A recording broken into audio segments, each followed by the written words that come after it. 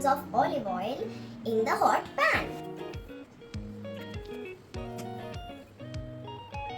Let's put 1 spoon of seasoning once the oil is hot. Once the seasoning splutters, add a few washed and chopped curry leaves. Once the curry leaves becomes crispy, add chopped potatoes. Now add a pinch of turmeric. Mix well and fry it on low flame. Frying it for 10 minutes. Let's add in salt and chili powder.